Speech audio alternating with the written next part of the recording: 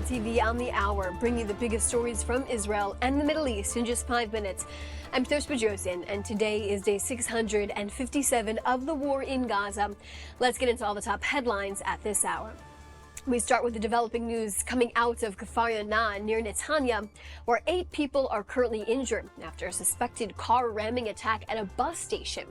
Police say they located the car, but are still searching for the suspect, who they say fled from the scene and the vehicle. A manhunt is now underway in the West Bank, where security forces closed several crossings, including the road leading into Tulkarem. 5 of the victims are in moderate condition and 3 are lightly injured. Hamas is, quote, wasting time. That's according to a source who spoke with Axios about the terror group's unacceptable response to the current ceasefire and hostage proposal that's on the table. With no urgency in their response to ending the war and bringing a ceasefire to their own people, war rages on, with Arab mediators lambasting the terror group to return to the table with a better answer, after officials say Israeli negotiators are bending over backwards to get a deal.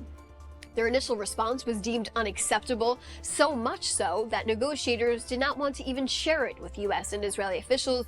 After Hamas sought for a larger IDF withdrawal from the border of Gaza, clear language on ending the Israeli and American-backed Gaza Humanitarian Foundation, and an increased amount of prisoners released for each Israeli hostage.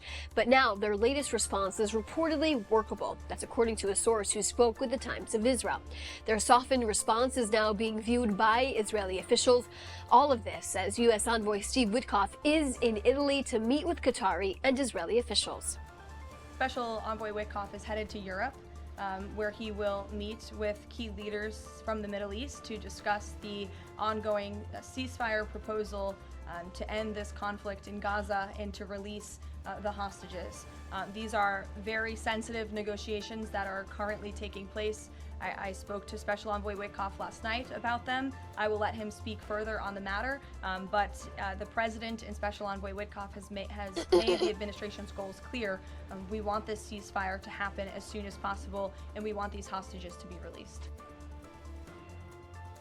Now turning inside to Gaza, for the first time since the war, President Isaac Herzog is inside of the enclave. He's there to be briefed on the war and the distribution of humanitarian aid.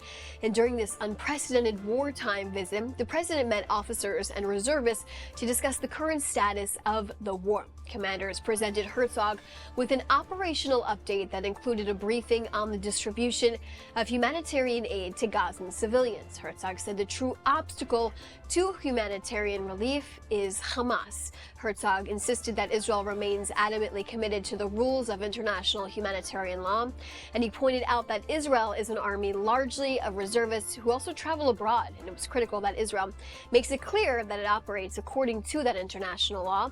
Meanwhile, he spoke about the need to secure a deal. Take a listen. זאת המשימה הכי בוערת. יש עכשיו משא ומתן אינטנסיבי בזכותכם, בזכות הפעילות שלכם וכל מי שנלחם בעוטף וכל מי שנלחם ברצועה. אתם מביאים לנו בסוף את החטופים בחזרה, ואני מאוד מקווה שנראה את הבשורה שתוכל להביא לנו גם שינוי אזורי משמעותי. Herzog there, of course, speaking about wanting to secure a deal. And Israel and Ukraine have reportedly agreed to initiate a strategic dialogue on the shared Iranian threat.